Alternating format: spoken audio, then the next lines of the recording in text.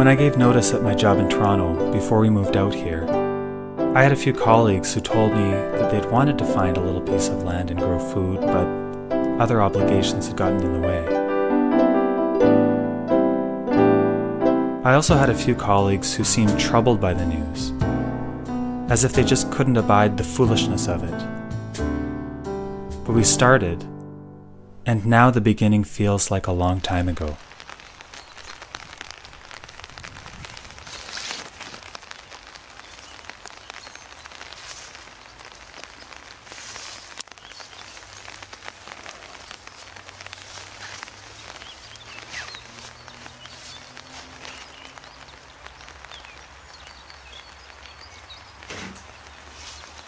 So we got a lot of whirlout, but we are not going to use all of them today. See how much fresh leaves we got. So nice, so tender. So this is the result. Mushrooms, Bärlauch. I used to live in a small apartment in Gießen, a working-class neighborhood in East Munich. I worked for a company that made location software. On weekends, I played tennis or took the train to the Alps. In the spring, I often took walks in the English garden, where bear's garlic grew wild. I would pick leaves and cook with it. At one point, I decided to try making steam buns with pork and bear's garlic.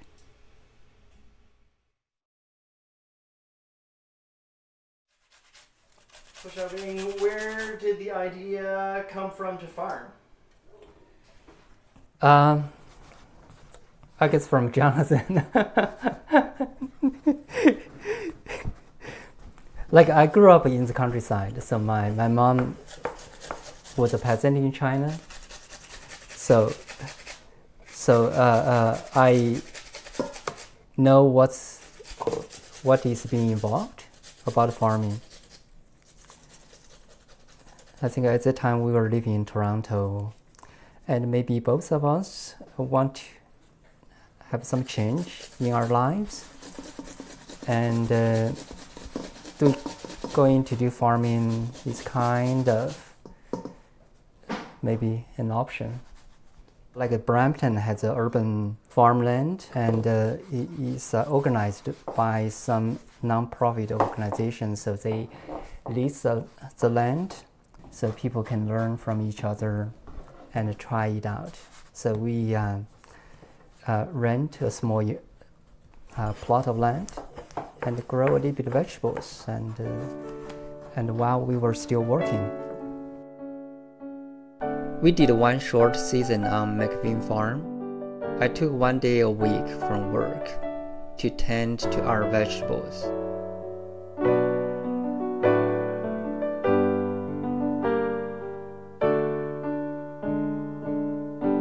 Before the season had even ended, we had found a farm. We were determined.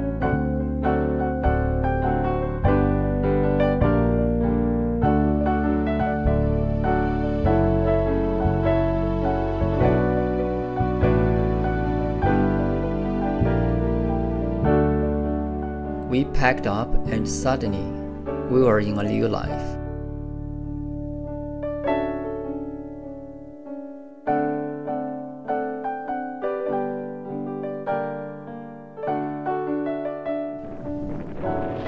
Winter came, and we realized how little we knew, how different it was from the city.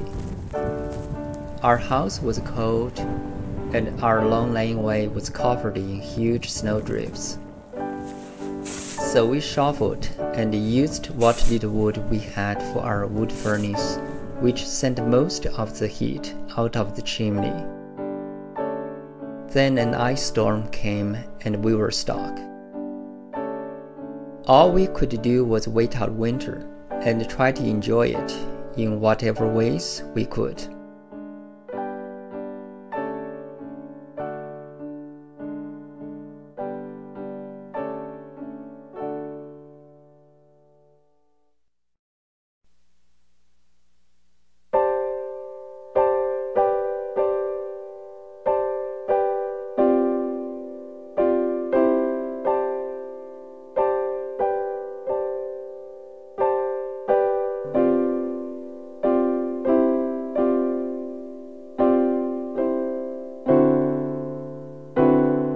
Spring was slow to come, and when it did, work began.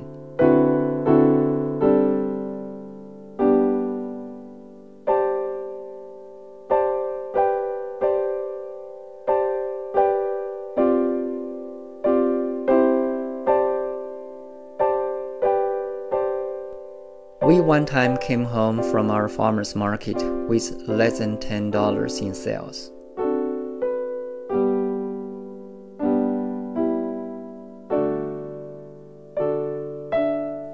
But we had entered this life. We had to find a way.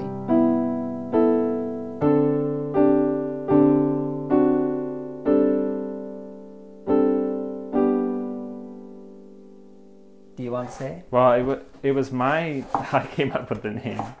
Yeah, Jonathan came up with the name. So I get credit for the I name. remember our food is type of Chinese dim sum food.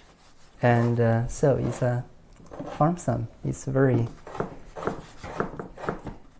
And it turns out it's also the name of a town in Holland. Yeah, that's There's right. a town in Holland called Farmsum, which we learned several years later. Like, because we've talked about how we do small-scale agriculture. Some other small organic farms or organic farms with organic practices do small-scale intensive agriculture, but it's hard work. It takes a lot of labor. It's not that profitable. Do you think that the world will move in that direction? I don't think the world will move to that direction, no. But there's always people who want to do this kind of work. Right. How do you think the agricultural world will develop in the future? I think it's kind of bleak. Automation is kind of what people want because the people don't want to do a lot of physical work, right? I mean, people is majority of the population because they don't want to do the farming. But of course, there's always certain percentage of people who want to do it, see the benefit of it.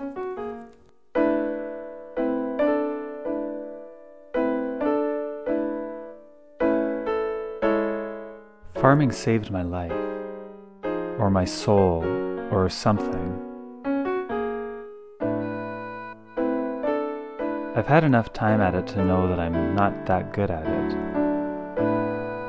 But there's something about the work, and there's something about this piece of land. The air and the water, the animals, and the trees. It's given me a vigor I never thought I'd find.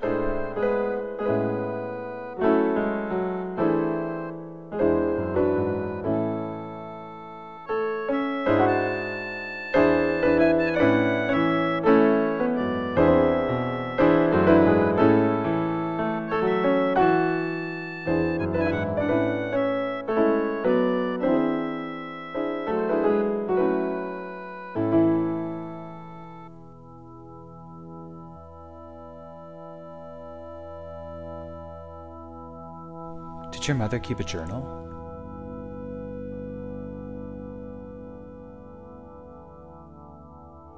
No, my mother couldn't because my mother couldn't read and write.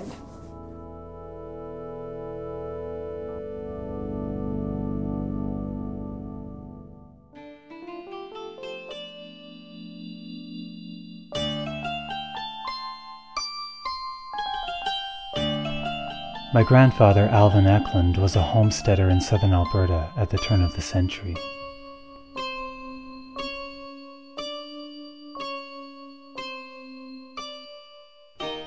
His was a life of constant hustle, of trying to do things when he didn't really know what to do. It wasn't that he lacked intelligence, it's just that he kept running into bad luck and scarcity.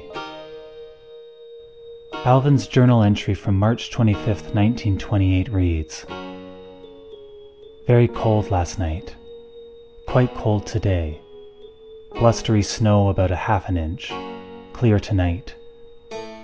Today's my birthday. I'm 37. I went to church and presided over the Sunday school. came home and had dinner, Boston baked beans and suet pudding. Mother died when she was 37 years and had 8 children. Alvin would live another 23 years of toil before dying in a farming accident at 60.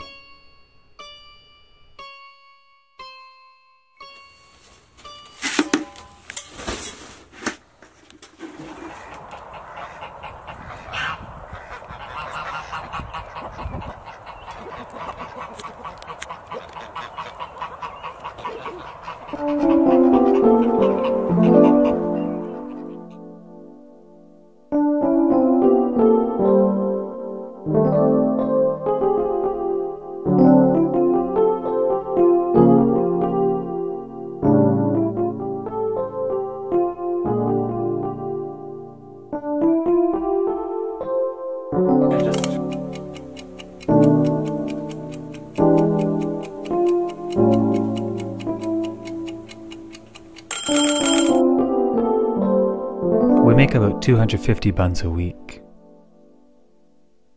Each batch is different. Vegetables come in and out of season. Dough rises differently depending on the temperature of the air. Some batches we blend kale into the dough. In the winter we make dough with pureed squash. We've mixed a little bit of cornmeal into the dough at times. We use spelt to give it a bit more nutrition and density. We put Sometimes coconut in our 10%. sweet We sometimes offer a black garlic garlic braised pork with a little bit of ginger. Sometimes people recognize us on the street as the steamed bun. We wouldn't have expected that 5 years ago. I certainly wouldn't have thought as a kid growing up in southern Alberta that Chinese steamed buns would become a significant part of my life's work.